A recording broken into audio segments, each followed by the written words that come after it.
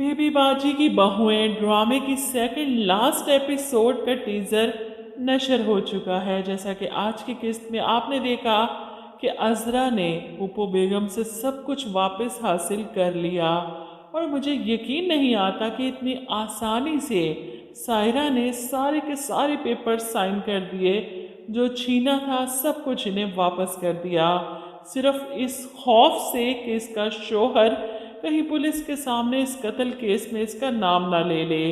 वो सब कुछ खामोशी से अजरा के हवाले करके अपना सामान पैक करती हैं। माँ बेटियां दोनों उनकी हालत देखने वाली थी जब इस घर से अपना बोरी बिस्तर समेट रही थी और आखिर में बिलाल के साथ जलील होकर इस घर से निकल जाती हैं। बिलाल ने भी चुपचाप ये सब कुछ सुना और बर्दाश्त किया, वरना मुझे तो लग रहा था कोई ना कोई हंगामा तो जरूर करेगा।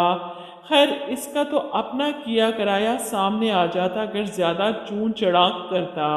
अजरा ने इसका भी टेंटवा दबा देना था। खैर, इन माँ बेटी के जाने के बाद अजरा अपनी पूरी फैमिली को लेकर दोबारा से इस घर में वापस आती है। सबके चेहरों पर खुशी है, सुकून, इत्मीनान कि इनका सब कुछ इन्हें वापस मिल चुका है। इन्होंने तो कभी सोचा भी नहीं था कि सब कुछ इन्हें कभी वापस मिलेगा भी कि नहीं।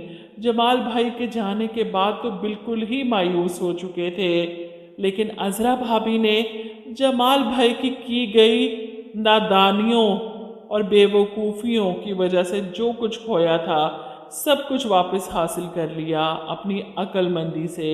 कुरैशी साहब और शहनाज भी मुबारकबाद देने आते हैं। भाई, अल्लाह का लाख लाख शुक्र है जिन्होंने सदीकी साहब और बेबी बाजी के बच्चों को इस आजमाइश में सुरखरू किया। ऐसे में समन कहती है इस सब का क्रेडिट अजरा भाभी को जाता है। इधर फुप्पो और सायरा के जाने के बाद वासिफ खामोश नहीं रहता।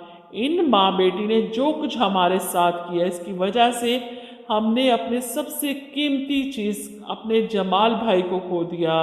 इन औरतों का असल ठिकाना जेल है। जब तक इन्हें जेल नहीं पहुंचाऊंगा ना, चैन से नहीं बैठूंगा।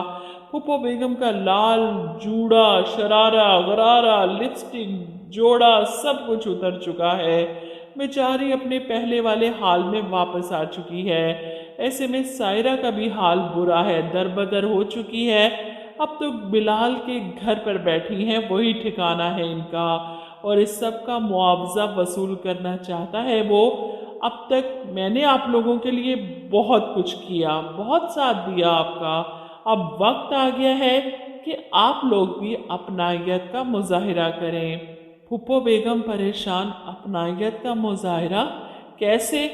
ऐसे में बिलाल अपनी ख्वाहिश का इजहार करता है आशी का हाथ मेरे हाथ में देकर। और कैसे? अब बिलाल के एहसानों के बोझ को उतारने के लिए सायरा को आशी की कुर्बानी देनी पड़ेगी।